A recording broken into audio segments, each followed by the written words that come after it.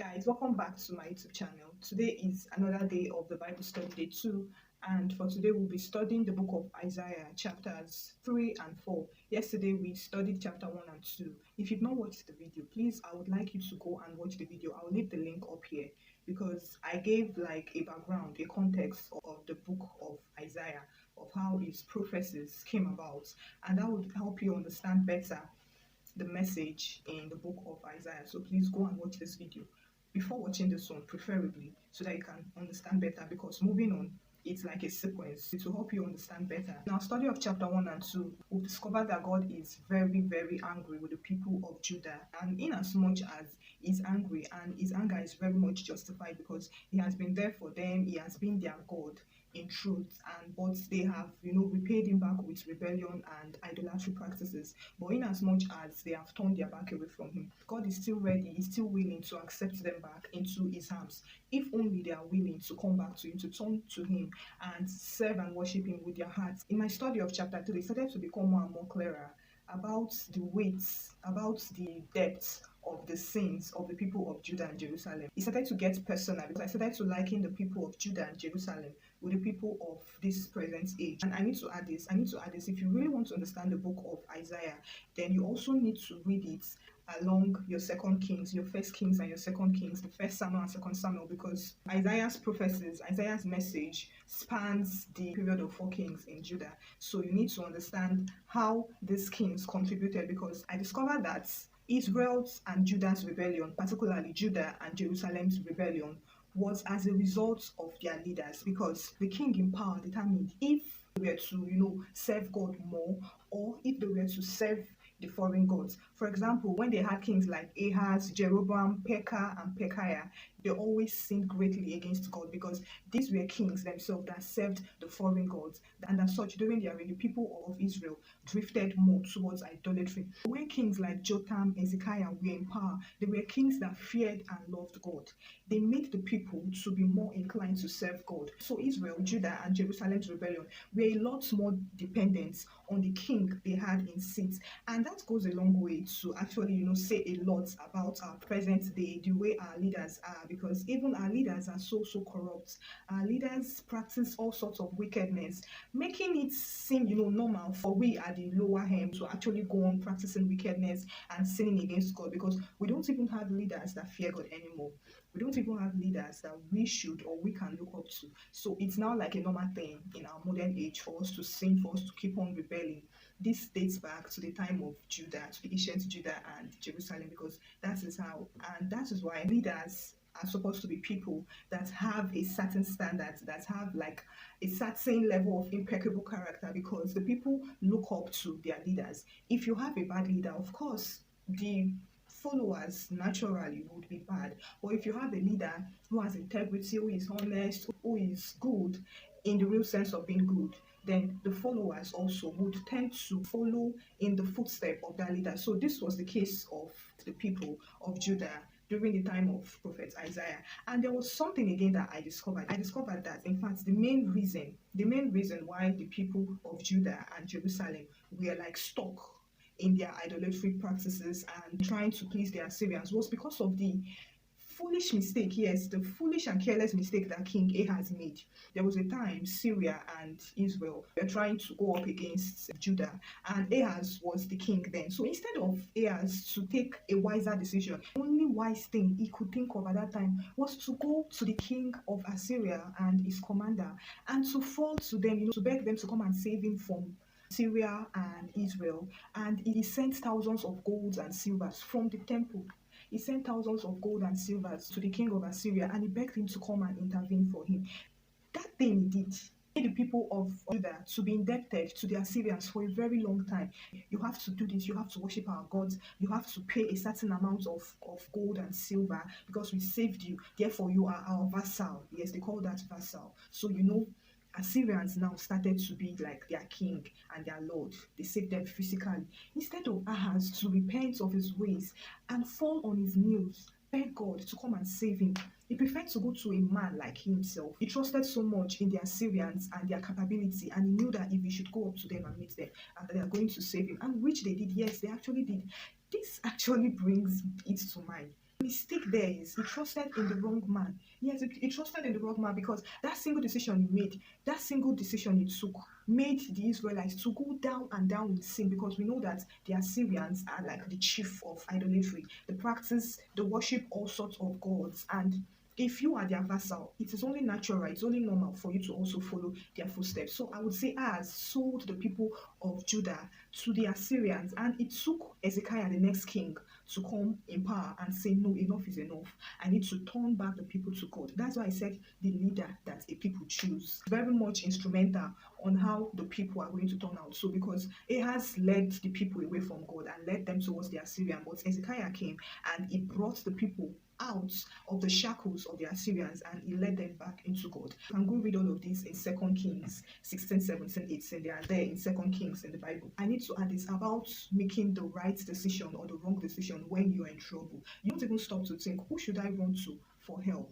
If I run to this person for help, what are the future disadvantages or what are the future problems that I might be creating for myself? Commonly, so many people run to the devil for help, and you find out that the devil gives you with one hand and you collect back with the other. In fact, not with the other hand, you collect back with two hands. It actually makes sense here because you can see it in this case of King Ahaz, the people of Judah and the Assyrians. You know, the Assyrians helped him and then they collected all they had. They collected, like, they were for years, they were paying treaties to them, they were worshiping their gods, they were like their chief. Anything the Assyrians tells the people of Judah to do, that is what they have to do. The same thing applies also. You should be careful. Yes, you should be careful of who you run to for help. Not everybody who can help you should help you. If not, you will pay with your life and you would regret it. Most times, you might actually pay with your life. Most times, you might actually pay with so many years, like so many wasted years. So, you should be careful of who you run to for help. Not everybody who can help you. Of course, you're like, okay, this man can actually help you. Yes, he can help you, but that is not the kind of help you should be seeking for because there are some people that would help you and then they would come also to help destroy you because you'll be indebted to them. So you should be careful of who you want to for help. Not all help is worthy of you receiving. So you should be careful and ask God to lead you to the right people that should help you. So bring your way the right helpers, the people that when they help you, they wouldn't destroy you. They also use your intuition because God has given us brains. God has given us wisdom.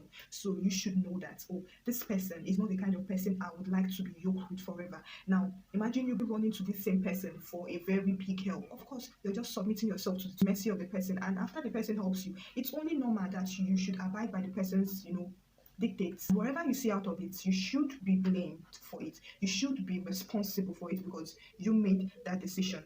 Now, in Isaiah chapter 3, it goes on to say that all these things that you people are actually putting hope on, like all these things that you people actually trust so much that, oh, we don't need God. We don't need God. As far as we have food, we have shelter, we have clothes, we have the prophets, we have the diviners, we have our statesmen, we have our judges, we have the fortune tellers. Nothing. We don't.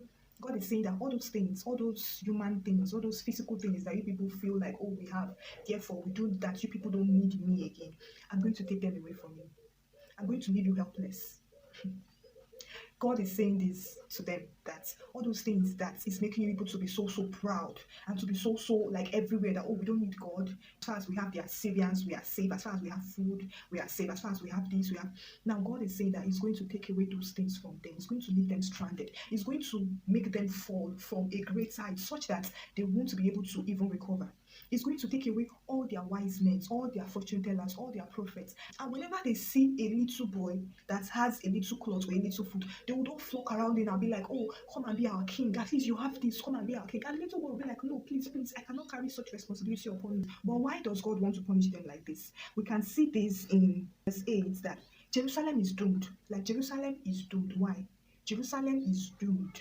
The rebellion, the cankerworm has already eaten deep, like it's already in the foundation. So they are doomed and there is no hope of redemption from them. Why? Because they have now openly rebelled against God. Like, they are now proud. They are no longer even hiding it. They are now doing it openly that, God, you don't exist. They are defying God openly, just like the people of Sodom. And from chapter 1, chapter 2 to chapter 3 of Isaiah, this is the second time that God is referring the people of Judah to the people of Sodom and Gomorrah. Like, which means that they have committed a very grievous sin. But still, God has not totally destroyed them like he did to the people of Sodom and Gomorrah because he is still their father. So even though God is actually angry with them, He did not want to cast them away. He doesn't want to destroy them in totality. He just wants to purge away that bad seed away from them. He just wants to take away those people that are leading them into rebellion. He just wants to purge away the rebellion, the bad seeds, the wickedness away from them. He still loves them. The people of Judah are doomed and they have brought it upon themselves. So they cannot even blame God. In fact, they cannot even protest that, God, why have you done this to us? Because they actually deserve it. They have brought it upon themselves. Now, he goes on to explain that even the rich among them did not get rich by their merit or by their hard work. Rather, they got rich by reaping from the poor. They got rich by cheating the poor. And I mentioned something yesterday that there are two particular things that God is particular about: justice and compassion. God does not like when people trespass upon orphans, widows, and the helpless. He doesn't like it.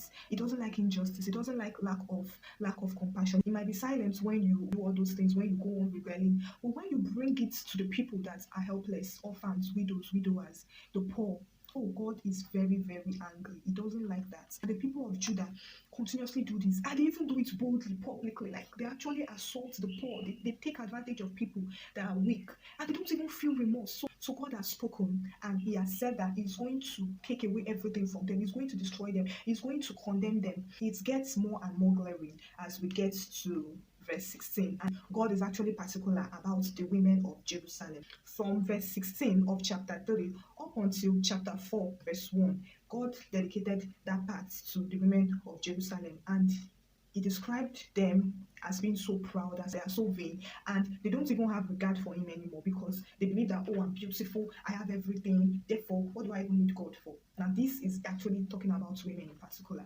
and he says, because of this, day is coming when I will take away everything from you. I will take everything that adorns you, everything that makes you beautiful, everything that makes you proud. I will take it away from you, and you will be dressed in rags. You will be reduced to nothing. And in chapter 4 verse 1, this is a very, very popular verse in the Bible that people take out of context, and then they say, oh, the Lord said that on that day that 7 women will grab a man, and then they will say, marry me, marry me. No, you're misinterpreting it, because this is actually like a preceding something. It started somewhere and is actually going somewhere. Now in chapter 4 verse 1, God says that on that day, that when that time comes, 7 women would grab hold of one man, and they will say, we can feed ourselves. I would like to link this to chapter 3 verse 6 to 7, where God talked about how he's going to destroy the men, how he's going to reduce them to nothing, such that they would now have to approach a little boy that has clothes or a little food and beg him to be their king. So I would like to liken chapter 3 verse 6 to 7 to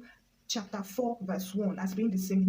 On one hand, God actually addressed the men, and on this other hand, God actually addressed the woman. So it's not just about physically grabbing a man and then telling him to marry him because time is running out of us. It is as a result of their pride, as a result of their rebellion, as a result of all their evil deeds, that God made this proclamation upon them. So, and I would like to say that this does not apply to the righteous women. Yes, this does not apply to the women that are righteous, because we see in chapter 3 verse 10, God says, righteous men will be happy and things will go well for them. They will be able to enjoy what they have worked for.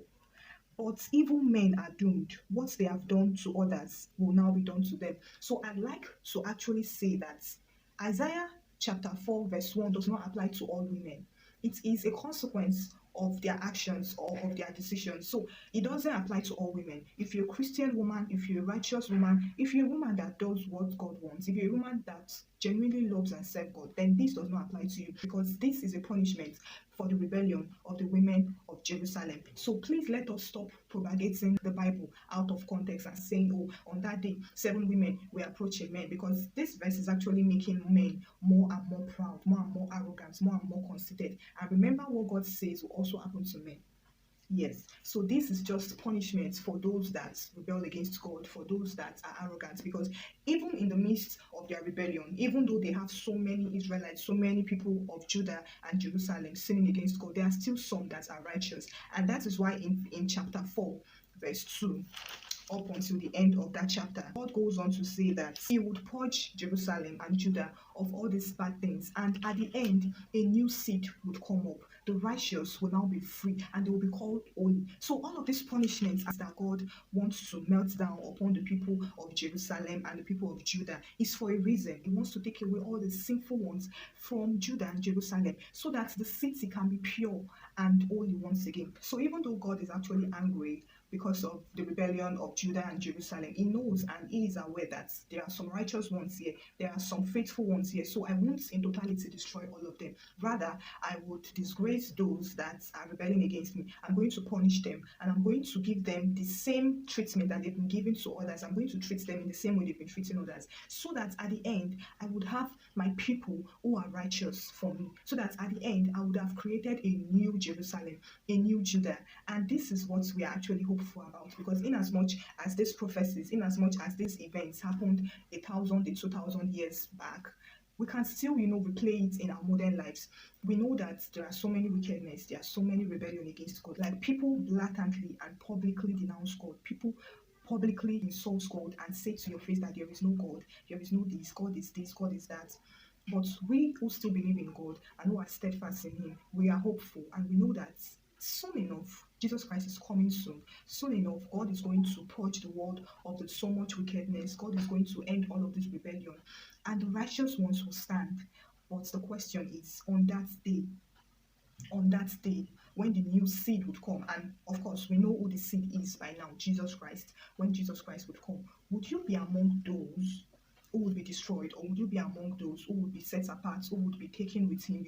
Would you be among the righteous ones who have been steadfast, who have been faithful in spite of the so much rebellion going on around them? Because now it's not even hidden anymore. There are so many rebellions, so many wickedness. I'm not sure the wickedness we have now is even up to the rebellion that led God to destroy Sodom and Gomorrah, because we know that God destroyed Sodom and Gomorrah particularly because of their homosexuality, particularly because of their sin. But in our modern world, we have homosexuality like publicly everywhere. We have so many sins. Brothers are killing brothers, sisters are killing sisters. The rich continuously kill the poor, continuously reap from the poor. People are reaping from where they do not sow. We have so many rich that are not even rich because of their merits or because of their hard work, but because of what they call their smartness, because of the politics. And our leaders are not even doing anything to even bring us back to God. Like, we are on our own. So I'm not even sure the wickedness in the world now is even up to the wickedness that led God to destroy Sodom and Gomorrah. But God is still patient, because He knows that the time is coming when He's going to rise up and He's going to prove to people that He's still the God, and He has been saying all these things. So I want to encourage you out there watching this at this time not to give up. I know around you might be seeing so many wickedness going on, so many things are going on bad, and it feels as if the people of God are not winning. That is a lie propagated by the devil and his agents, that the people of God are not winning. You need to soil your hands for you to actually succeed in this current day. You need to backbite against people. You need to slander people for you to be able to get that promotion. You need to soil, you need to do so many things. It's a lie. The people of God are still winning. God does not desert His own. And as long as you continue to be faithful and steadfast to God, He did not, however, promise you a life free of troubles, of problems, of stress. But what He does promise you, and what He's still promising you and reminding you, is that even though you go through these problems, He will be there for you, and your problems would not swallow you. Rather, you would come out better. So if you are thinking that you need to soil your hands, you need to join the world, I want to remind you and I want to call you back. Please and please remain steadfast. In due time, He would come through for you, and you would see that truly it pays to be faithful and to be steadfast to God. Don't follow the crowd. If you have to stand alone to stand with God, I bet you in the long run it will be worth it, and you'll be glad that you stood alone. And don't feel pressured at any point in time for you to give in that, oh, I can't do this alone.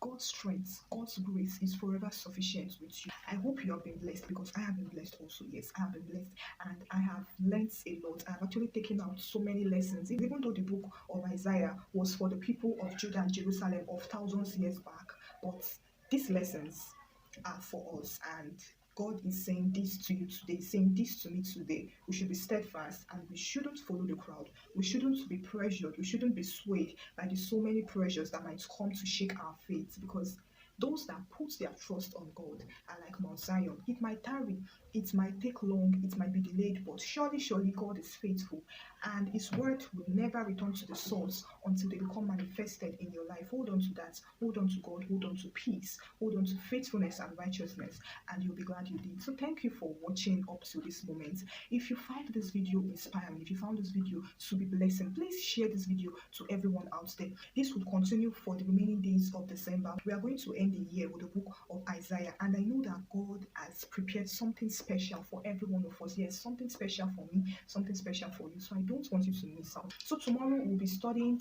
chapter 5 and chapter 6. Yes, chapter 5 and chapter 6 of Isaiah. Tomorrow being the third, we'll be studying this, and I would like you to study this in your private time also. Study this in your private time. Let the Spirit of God lead you to any part of the Bible that it leads you, so any areas in your life that it would open up, just let the Spirit do its work in your life.